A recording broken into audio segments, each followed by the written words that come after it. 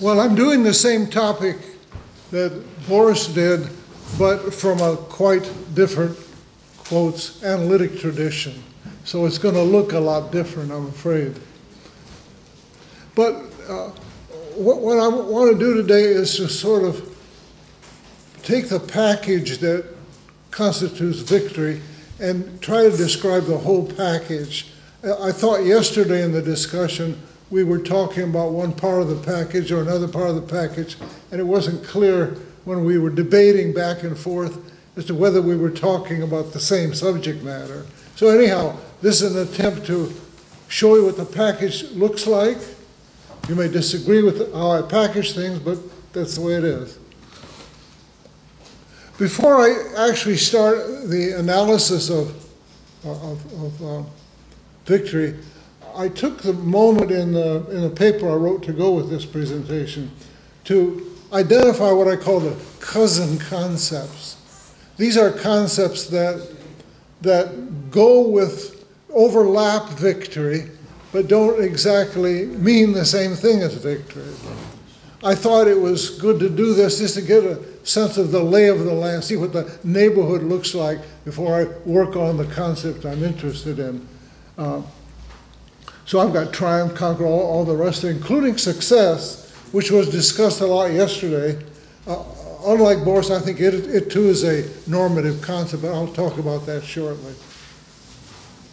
Success, I spent a little bit of time talking about it, seems to me to be more general than victory, even though at times we can say, I was victorious and I was successful, and it looks like you're saying pretty much the same thing. But there are other times when you use the word success where there's no matching. And one place it doesn't match is in business. For example, I might talk about a successful businessman, a person, let's say, who runs a small store that sells clothes. We say he's quite successful, but we'd never use the word a victorious businessman. It just doesn't work, right? So the words do not overlap completely. In academia, the same thing. Just recently, I had a book published last month, as a matter of fact, and when we talked about, with my friends about it, nobody used the word victory. Right?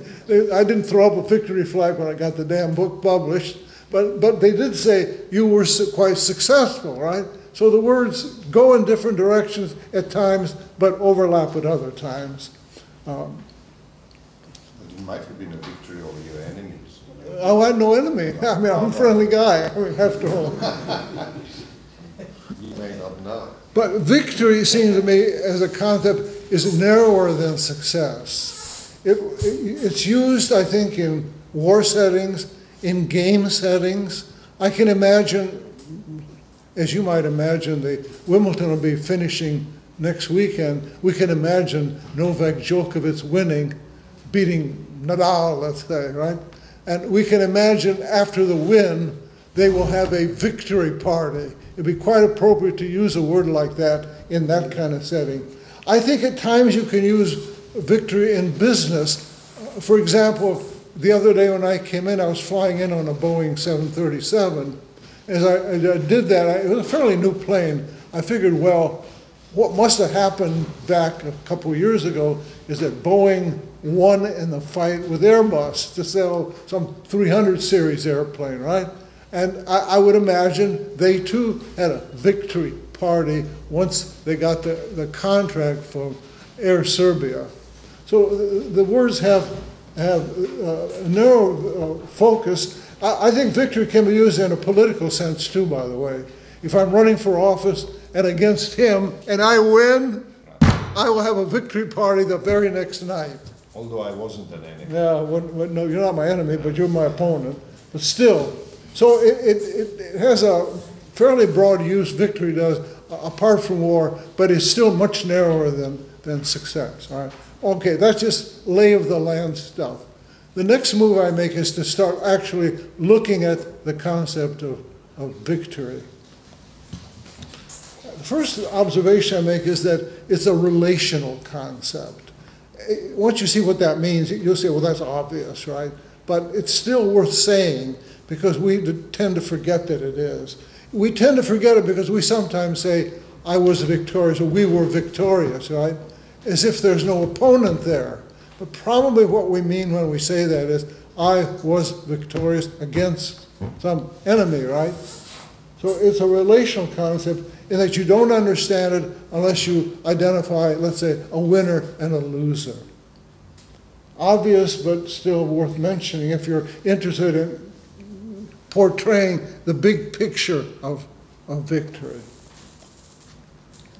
The cousin concepts also seem to be relational. We won doesn't make any sense. We won against, it's very uncharitable of me to use a Serbian example here. It's almost impossible. You just have to forgive me. Contradiction. I just have bad taste from time to time in some of the things I do. Contradiction. Yeah. So we won, but no, we don't just win. We won the game against somebody, right? We beat the damn Serbians. Right? Okay. Second thing is, once you realize that it is a relational concept, and winning is Bohr said a normative concept. Well, I'm sorry, not winning, but victory is a normative concept. You begin to realize that maybe it's not only that, but it's an evaluative concept. And I have to explain what I mean by that. I work usually in the tradition of speech act theory, right? That means I'm influenced by the writings of John Austin, the Britisher, and John Searle, the American. And what both Austin and Searle do is they classify the variety of speech acts that are found in the world into 5 basic categories.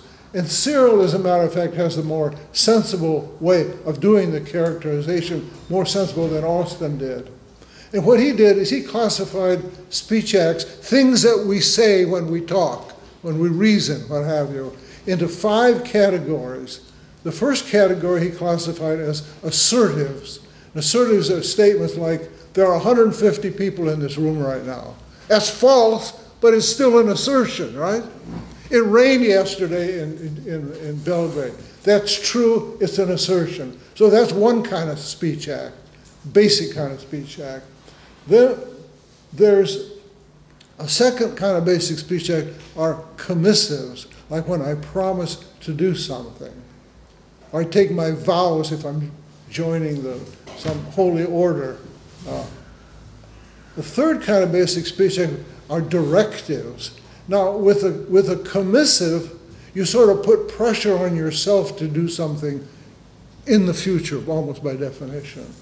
But with a directive, you're putting pressure on the person or the group of people you're talking to. I tell somebody, shut the door, right? Or your students in my class, I tell you all, study harder, right? Those are all directives. The fourth kind of speech act Searle talks about, he calls expressives. These are, most of them are what you might call social lubricants. They're expressions like good morning, have a good trip, you have my condolences after somebody in your family has died, things like that. But there are some expressive he doesn't talk about that I call social irritants, like, God damn you, you dirty bastard, you know, all these nasty things we say to people, they're also expressive. Then he has a fifth class of speech act he calls declarations. Declarations are magical, almost magical speech acts because once they're uttered, the situation changes. Example would be, if I'm your employer and you have been coming late to work for weeks, week after week, and your work is finally sloppy, I call you in my office and say, you're fired, right? Well, when I say you're fired, you are no longer working for my company. The very fact that I said you're fired makes you somebody without a job, unemployed. Right? Yeah, unemployed, yeah. Or declarations of war.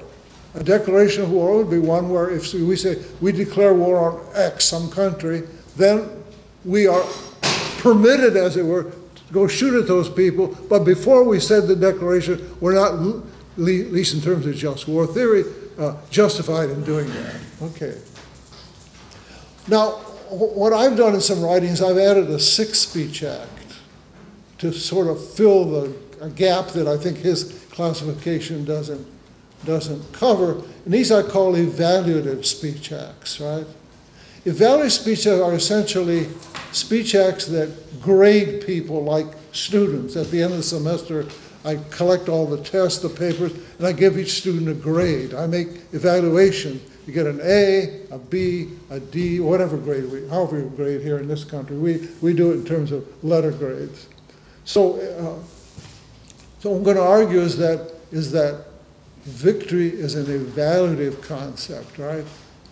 It tells you that one side is on a ranking system is ahead of another side. More than that, it's a double evaluative speech act in the sense that when you say we're victorious over somebody, let's say it's World War II, the Americans are victorious over the Japanese. In a way, what we're doing here is giving the Americans a grade.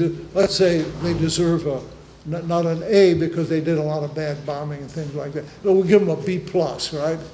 But that means that the Japanese are going to get something like a D-, so a pretty bad grade. So there are evaluations, and the suggestion is, well, let me talk about total victory first. Total victory would be where the kind of thing that Bohr seemed to think doesn't happen, but I think does happen occasionally. I think, for example, a good example of a total victory was the first Gulf War. That was pretty decisive. It was fought fairly cleanly, and you had to grade the coalition forces, mainly American, but also a lot of Brits there. You had to give them a grade of pretty close to an A for what they did, right? It was short, clean. A lot of Iraqis died, of course, but the coalition forces lost very few people, and the discrimination principle was honored. So you might give them an A, much like you would somebody who did well in an introductory to philosophy class. But victory is not a digital concept that you either win or you don't. It's a what's the term I'm using? Where you have a rheostat. It's analog. It's an analog concept, yeah. It's an analog concept, so you can have different grades of victory. Some are cleaner than others, some are more decisive than others.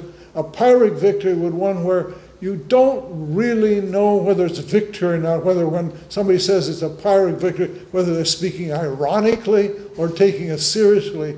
And if they're taking it seriously, what they're saying to you is that we get a C+ and the other guys get a C-. The grades are pretty close together, and we don't want to have too many of those kind of wars to worry about.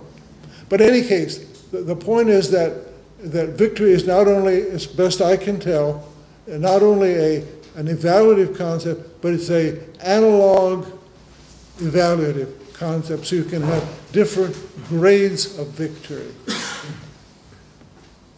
Clean ones and not so clean ones. So it's a flexible concept in the sense that it can be used in a wide variety of settings. And not only that, it's flexible in another sense. It's flexible with respect to what I call holistic settings and atomistic settings. A holistic setting would be one where you're assessing the war as a whole. You say, all right, what do we say about the victory in the Pacific when the Japanese representatives came to the battleship Missouri and signed some documents and that ended the war, right? That's a holistic victory when it ends clearly, suddenly, and you're assessing the war as a whole. But you can assess wars not only as a whole, but you can assess campaigns as being victorious or not. For example, in World War II, in the Atlantic, there was a long campaign to undo the German submarine, the U-boats, right? And at first the U-boats were quite successful in attacking convoys and going home without losing anything, right? They'd sink 15 ships in a convoy and go home, and the happy days, I think they call it in Germany in those days. But the Allies, after a while, the Brits, the Canadians, the Americans, learned to fight U-boats.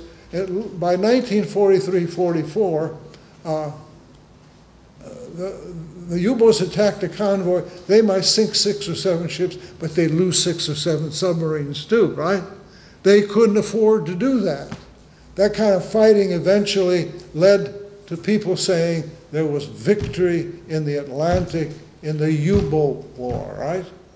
I call that an atomistic, it's not a good name, but it's an atomistic use of victory because I'm applying it not to the whole war, but to an important segment of the war.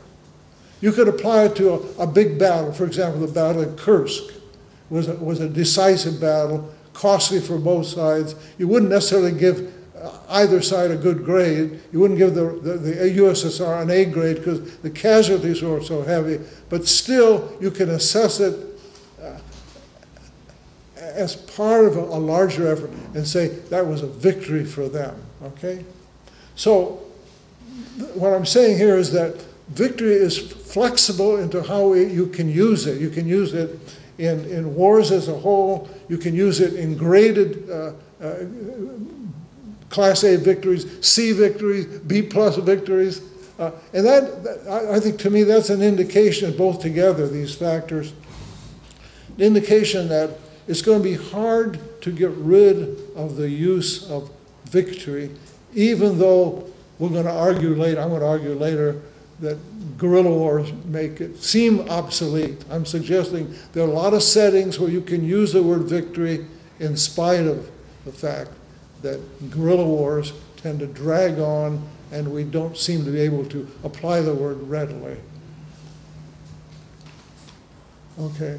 Now, another aspect of the picture I'm drawing about war is what I call the end game.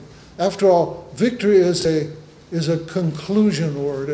It's a word, a result word you want to call it maybe.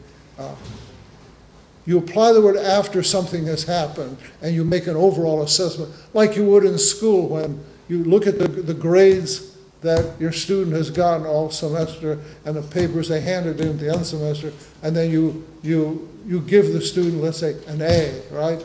That's a kind of a victory for the student. Victory is that kind of word that's used after you made a bunch of assessments, the end game. And it's clear that in paradigm, what I call paradigm cases in war, the end game can be identified readily the way it was, again, going back to the Pacific, when the Japanese representative showed up on the Missouri. By the way, you know why they used the battleship Missouri rather than the battleship Iowa or the battleship Wisconsin or the battleship New Jersey? They used the Missouri because the President of the United States just happened to be from Missouri, right? So that's the boat that showed up to do all of the celebrating, you might say. Okay, you can have paradigm endings in war, and those are ones where there's a clear, decisive end to the war, and you know it's over, and no more fighting, or very little fighting will take place after that. But again, we know that with not all endings are that way, especially we're talking about guerrilla war, and we raise questions like, well, when can we declare a victory with a guerrilla war? What if we fought the guerrillas and we cut their forces down in half? Can we declare a victory? Well, probably not. I mean, most militaries are smart enough to know that you cut a guerrilla force in half, they can reconstitute themselves rather quickly. If they happen to win a small battle, that'll encourage people to join. So you don't want to declare victory yet. What about you cut their forces down by 3/4? They've got only 1/4 of the people they had, like say, 6 months ago. Can you declare victory? I would argue, and I think most people would argue, not really. It's not the time to do that. You might not even want to declare victory if you eliminate them completely, Some might have just gone home, carrying their weapons with them, put them underneath the ground, sitting there for a time to revive themselves. So it's very difficult for any standard military organization to declare victory in a guerrilla setting. We've all talked about that already, so I won't dwell on it. And of course, if this is so, what I'm saying, it's going to mean that the word victory now in this setting will not be used as frequently as it was in the past, right? Now, I want to explain to you how I operate in doing this analysis. I start with what I call paradigm cases. If you think of the concept of victory as a big circle, I start in the middle, right? And I work myself out to the edges where you have difficult, vague problems and you don't quite know what to say about it. I call that an inside-outside approach. Start on the inside, move to the outside. Other philosophers like to work outside in, right? Famously, I think, some people in ethics are doing that today when they deal with these cases that we call trolley car cases. You know about these cases? I'm sure you do, some of you. The trolley car cases are cases like where there's a trolley car that's lost its brakes. It's running down a hill. You happen to be you're running the thing, but your brakes don't work. You've got to go left or right. It turns out if you go left, some philosophers have tied 4 people to the tracks, right? And you're going to run over 4 people. But if you go to the right, the philosophers have tied only 1 person to the track, and you have to decide, am I going to go left or right? Well, most people will say, in these trolley car cases, they will go right rather than left. They'd rather kill 1 person rather than kill 4. That's what some people report as their intuition. But then you have a different kind of case that makes for problems. The second trolley car case has a trolley car, again the brakes are gone, and again some philosopher has put 4 people on the track, tied them down so they can't move, and the trolley is going to run over those people. But you're standing on the bridge looking at what's happening, and there's a big fat man on the bridge leaning over, and you realize if you pushed him before the trolley gets there, the trolley will run over him and kill him, but then he won't kill the 4, right? And you go and release those prisoners of the philosophers who tied him there for some god-awful reason. And a lot of people say, oh, no, I wouldn't do that. I couldn't deliberately kill a person by pushing him over. It's just counterintuitive to do that. And so I guess what you would do is you stay there frozen in place, let the trolley go, and the 4 people would all be killed. And you probably would say things like, well, I didn't do anything. That's true, of course. Anyhow, they deal with these trolley car problems, and I call these problems fringe problems, right? If you have a concept you're playing with, whatever that concept is, they're the ones that are borderline or fringe problems, right? And some philosophers like to do their philosophy by starting at the fringes and working their way to the middle, right? Now, I find, just personally, this not very productive, because I think what happens to these philosophers is that they keep playing with these problems, they never leave their job of fixing the fences on the fringes. So I prefer to work on the inside out and get to the fringe problems after I've sort of described in general whatever concept I'm playing with, what it's like. And I'll deal with the difficult cases once I've sort of settled on what the concept is. Okay. So I say if you fight a border war or a war that philosophers like to do, you're not going to win. You're going to just get stuck on the border and never really give me a good account of the concept of victory, let's say. Now, you could solve the problem some other way. You could say, I admit that concepts like victory are vague at the edges, right? And I can maybe solve the problem of vagueness by stipulating where the border should be. Like sort of putting fences up and saying, okay, one side is victory, the other side isn't victory. But the problem with that is that oftentimes when you stipulate, what you do is give me an account of victory that's arbitrary, or worse than that, you give me an account of victory that's ideologically driven. If you're a pacifist, you're going to put the fences in a certain way. If you're a weak just war theorist, you're going to put them in a different place. So I'm not sure what you accomplish much if you do any stipulating. I'd like to stay away from that sort of thing. I say generally it's not a good idea. That means that probably if you're looking at the meaning of victory as it's used in most talk about victory, you may have to live with certain kind of vagueness. And that may mean, by the way, that the discussion that we had yesterday, and we've had some today with Boris's paper, and the discussion we'll get tomorrow are never ending. I'm a skeptic in a way about saying that we can solve any of these fringe problems. I don't see how you can clearly give an intelligent answer to what victory means by worrying too much about what's on the edges. Okay. I'll skip that comment. That's a bad comment. Now, there's another problem with the end. Remember, I'm dealing now with the end of war, and I've said in effect that it's hard to tell when you can draw a line to say it ends here and doesn't end there. But there's another very serious problem with the end of war. I call this the standards end problem. This is the problem that happens quite often where a nation goes to war. I'll give you a simple example. Let's say a nation goes to war and characterizes victory in a strictly military way and says, we will win this war in 10 weeks, and what constitutes winning is we're going to take these 10 provinces away from the enemy, right?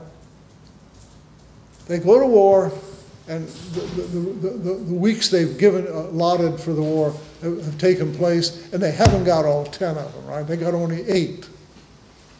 What will happen often is that they will want to use the word victory still. They say, well, all right, we didn't get quite what we wanted, but 8's good enough, right?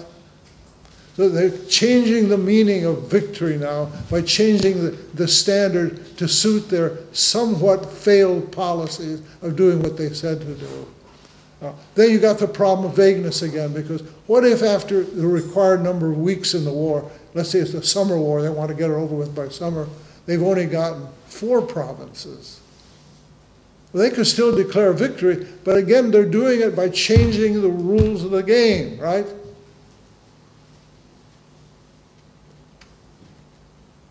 Okay. Now, eventually, of course, if they fight the war and they gain no provinces, then they're going to give up on the notion of victory, and they're going to talk about an honorable end to the war. That's the linguistic term we use to not admit that we lost the war.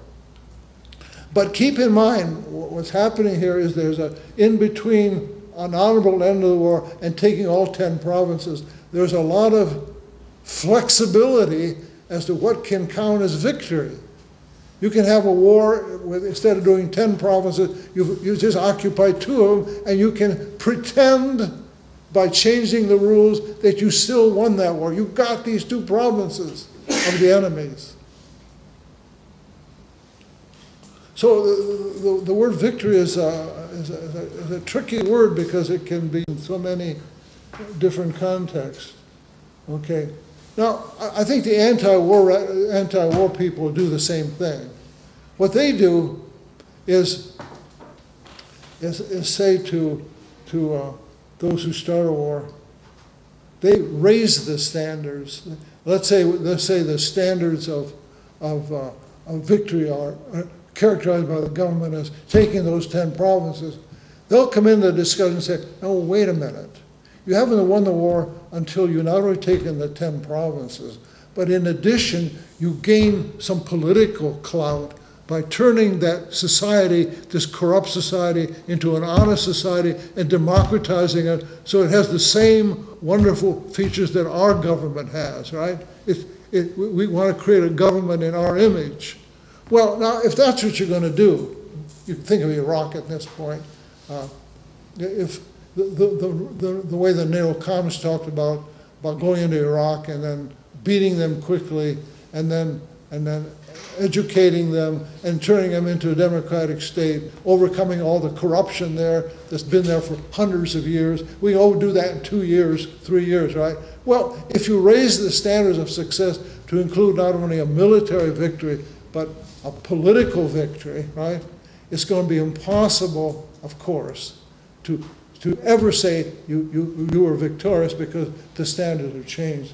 I ran across another example of the same thing where I found this article in a military history magazine, and the guy was arguing that we never won World War I. Nobody won World War I. The Allies didn't win World War I because the standards of victory include not only getting the Germans to sign some kind of peace treaty, but it means creating a kind of forever peace, right? And we got a war 20 years later, right? So 20 years later, we realized that we lost World War I. We lost it because the criteria they set up for winning the war are set so high, nobody could ever meet them. And so we can, under that kind of thinking, we can never say that victory can ever be achieved. And using that kind of argument, they would say, since you can't achieve victory, then you might as well never go to war. It's a good pacifist kind of argument. Okay. So, by and large, the standards question, aside from what the pacifists say, the standard question allows the military and the government that started the war to pretend like they're winning the war by changing the rules in their favor, right? And they then make it possible, even more likely they can achieve victory because all they need to do, go back to my example, all they need to do is take 2 provinces instead of 10 and declare victory. Okay. Now, one other area of the victory concept that we haven't talked about is the actual fighting, right? I don't think we talked much about that yesterday at all, but I think it needs to be talked about. The question you might raise about that is, can any victory take place through intimidation alone? Can you frighten an enemy into conceding and then declare victory? I draw an analogy here. Go back to Djokovic and tennis again, right? Let's assume by some clerical error that I find myself on the roster to play tennis at Wimbledon. And it's too late for anybody to do anything about it. So there I am with my racket in hand. And let's also assume my first opponent is Djokovic, Novak Djokovic, right? The #1 seed, right? I show up on the court shaking, of course, because I know that he's not the best server in the world, but he can still serve hard enough, and if he serves close to my body, he can probably hit me several times with his 115-mile, 120-mile serve. Okay, now let's assume that once I get out there, I realize that this is going to be a slaughter, right? Suddenly I develop a thigh injury, right? Oh, I can't move. Of course, it's all a fake, right? I just want to get out of there. And so I default. I pretend like I'm physically injured and cannot play Djokovic. I default. Now, the question is, can Djokovic declare victory over me because now he moves one bracket to the right on the you know how the roster works. A lot of players play. You win one at one level, then you move one more bracket. You play some more players. You move, keep moving till you get to the final, and then you play probably Nadal, and then either Nadal wins or Djokovic wins, and then there's victory. Right? But would you normally think of victory as taking place for Djokovic if he didn't even lift his racket to play 1 point in the match, right? I suspect you wouldn't. I suspect he wouldn't count it as a victory. It counts as a win in the sense that he's moved in the bracket 1 notch over. But what they usually say is win dash default, right? Something like that. Well, think of a military analogy. Pick on Luxembourg for a moment in World War II. When the Germans wanted to get to the French and the British who were based in France, they had to go through Luxembourg. The Luxembourg military was literally non-existent. They had about 500 border guards. They weren't even counted as military people. They had pistols, and they might have a few rifles or shotguns, who knows, right? When the Germans came through to get at the Brits and the French, as far as I know, the Luxembourgians, the government fled to London, of course, but the people there, the 500 police guards in effect said, "Be our guest." Right? Go right through, boys and girls, or boys. And then the panzers went through into France and decimated the French army, as you know.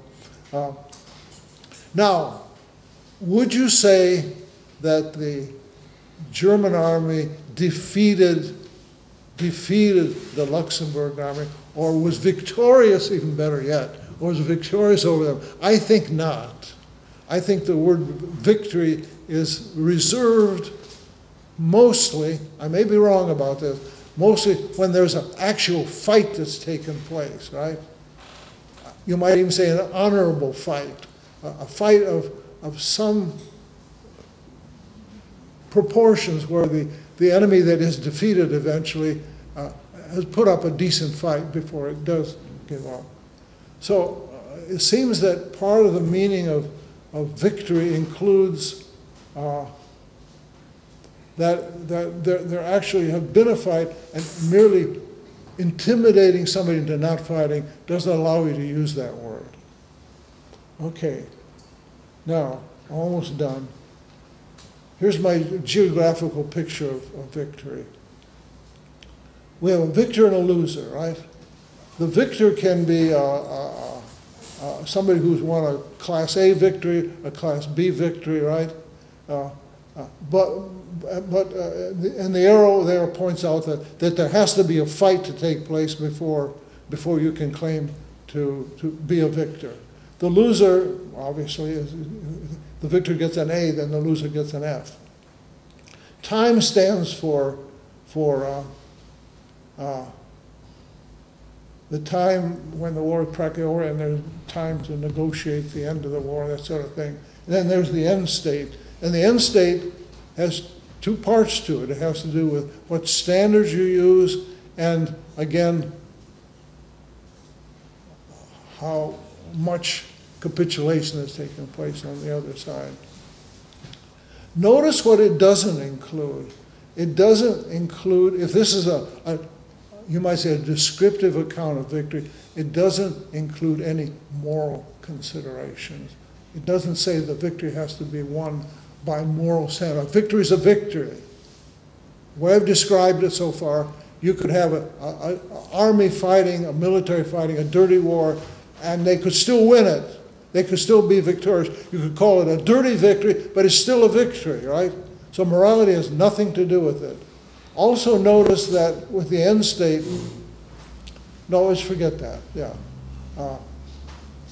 So I'm giving a descriptive account of what victory means, and I'm suggesting, by and large, that there are many settings in which victory can still be used in modern days, even though we got guerrilla problems these days, where it makes it more difficult to use the concept. By the way, the guerrillas can use the concept of victory, even if the the standard military organization can. They don't know when the guerrillas have been defeated, but it's fairly easy many times for the guerrillas to know when they've defeated the military forces of the country.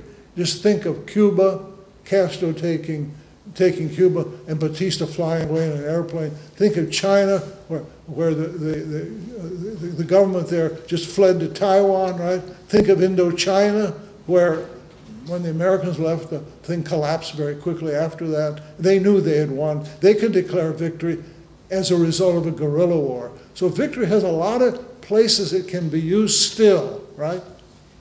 One other thing I should mention, but I really don't know what to say about it, except just to mention it. It seems to me one reason victory, the concept of victory, is not going to go away is that somehow the concept has gathered a certain aura about it. It's a word that has a flavor that tastes good to government people and military people. They don't want to give it up. They will declare victory in settings where they really haven't won anything. They want to keep that word because it stands for something more glorious than simply winning a war, beating the enemy. Those are not glorious words, but victory implies that there was a battle, we won it in a glorious way perhaps, even though it was costly.